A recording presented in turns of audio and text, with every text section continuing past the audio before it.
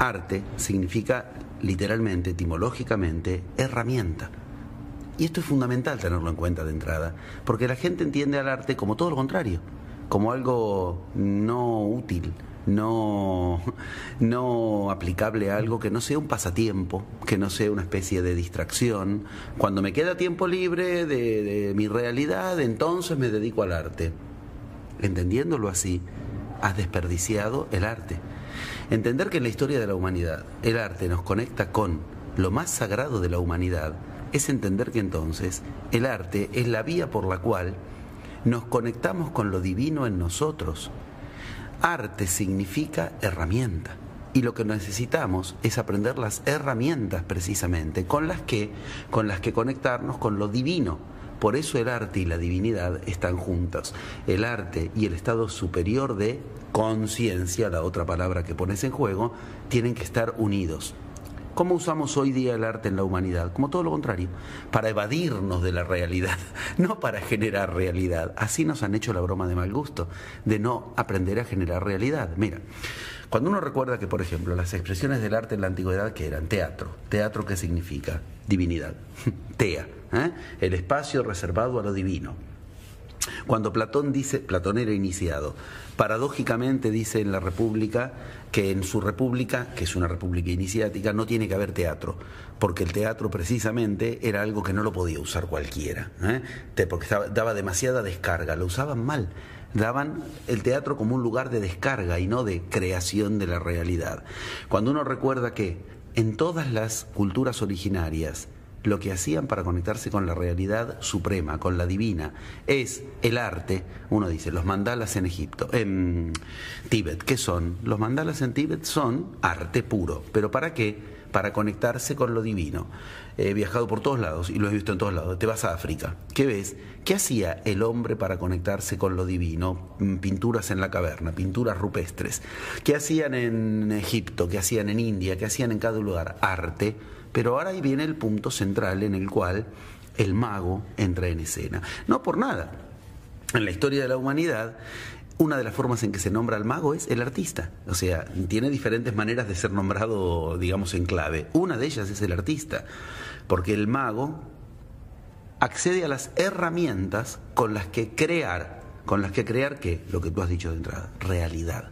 Generar realidad propia significa crear. Y crear es lo que se hace con el arte. ¿Qué nos falta? Lo que el arte nos propicia, las herramientas.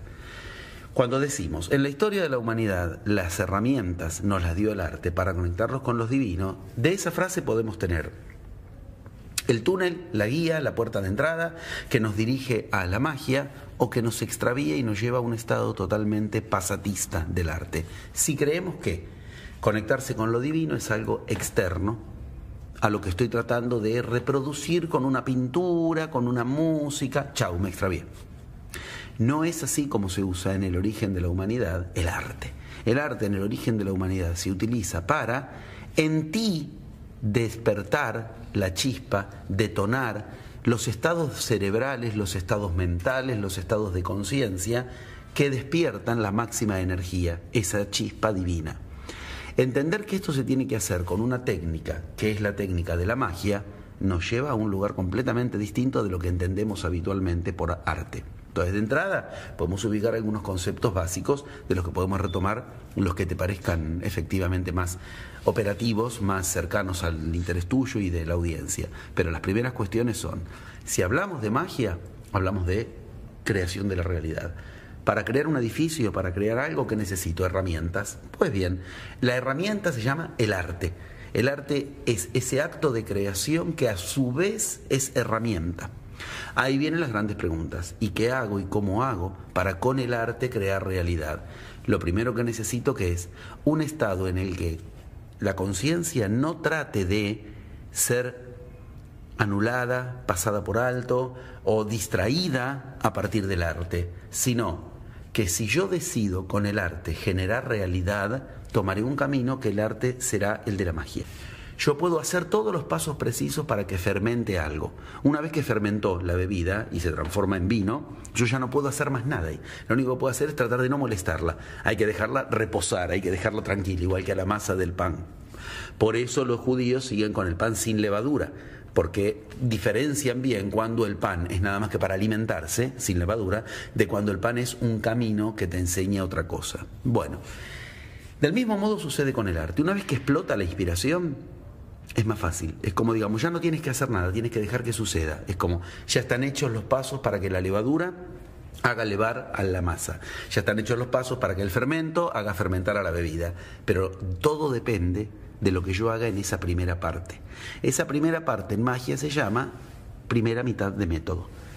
Eso es lo que yo he condensado en más de 100 viajes, en 30 años de investigación, en culturas diferentes, con los escritos sagrados, viajando, aplicando. He visto que todas coinciden en 11 pasos, de los cuales los primeros 5 pasos serían aprender a hacer la masa, aprender a hacer la bebida, para que después explote la magia. Si yo en esos primeros 5 pasos decidí que voy a generar realidad con el arte, lo que produzco después apunta ahí. Si yo en esos primeros pasos decidí que voy a hacer algo nada más que para pasar un rato, para pasarla bien, para sentirme bien o para evadirme de la realidad, entonces está muy bien, bárbaro, es una decisión, pero eso no es para lo cual el humano tiene el acceso del arte como herramienta. Mira, la palabra arte en sí misma es una palabra sumamente reveladora.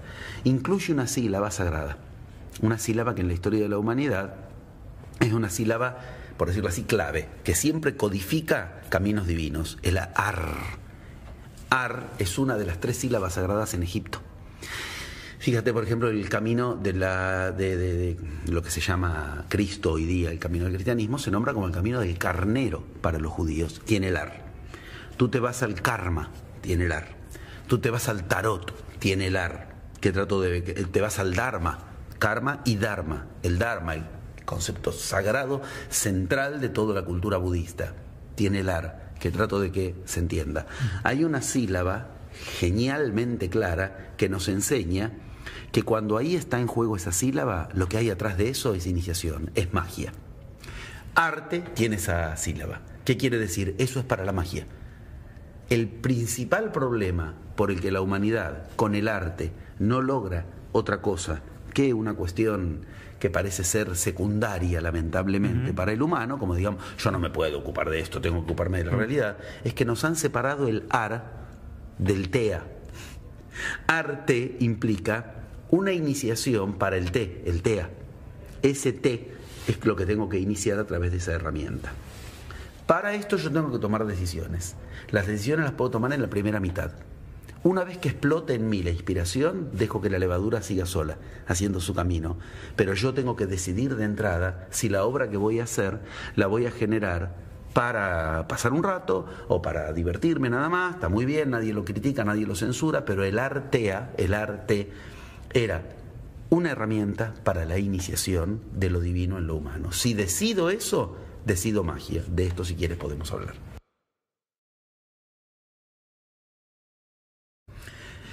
El arte nos produce un estado tan absolutamente placentero que lo mismo que une, separa. Ese estado es tan placentero que lo queremos fragmentar como una cuestión en sí misma y lo dejamos de usar como lo que en el origen no podemos ignorar, que era para lo cual hay que generar ese estado. Para artea, herramienta para que alguien genere sagrado su vida, lo sagrado en su vida. A ver si lo puedo decir claro. El arte sin interés de generar realidad no es diferente a una droga. No es diferente a una droga hasta en lo que produce en el cerebro. O sea, lo que segrega a nivel de dopamina, a nivel de interés de los humores, como se dice, lo que genera es lo mismo. Entonces, hay que entender que nos estamos dopando cuando queremos arte nada más que por el placer del arte. No está mal el placer del arte, de hecho sin placer no hay arte, pero eso no quiere decir que la finalidad del arte en el origen sea para yo empiezo a hacer arte porque quiero placer nada más. Lo estoy desperdiciando y en realidad me estoy atontando. Y como pasa con toda droga, después necesito más y más y más. Y es lo que ocurre, por eso es tan común que el artista termina encontrándose con cuestiones de alcohol, droga, porque necesita más de eso, que lo usa como finalidad. Si hay algo que en magia tienes claro es que nunca hay que confundir los adonde con los por dónde. El arte no es un adonde en sí mismo, es un por dónde lograr algo. Si lo tomas así, el arte explotará en tu cabeza, te dará todo el placer que te puede dar, pero en el lugar en el que te lo tiene que dar, para lo que viniste, para generar realidad. No olvidemos que la palabra magia y la palabra imaginar tienen la misma raíz etimológica. Y la magia no es un arte pasatista, o sea, la imaginación no es un arte pasatista. Entendiendo que si hablamos de la misma raíz, sería usar la magia como una cuestión pasatista, usar la imaginación, o sea, la fuente del arte, como una cuestión pasatista. En realidad es un desprecio al arte, usarlo nada más que para eso, para lo que lo hace la gente. Va a una función en el teatro, vuelve a su casa y todo sigue igual. No es eso de lo que se trata. El hecho por el cual, no es eso de lo que se trata, el hecho por el cual en todas las culturas originarias hay arte. No existe cultura iniciática sin arte, esto hay que entenderlo porque algún motivo hay. La que no es por danza es por pintura, la que no es por pintura es por escultura, la que no es por escultura es por canto. Pero yo que he visitado, me he pasado la vida visitando las culturas originarias, conviviendo, aprendiendo y tratando de aplicarlo en mi vida, puedo decir, no existe una, no he encontrado una que no tenga arte.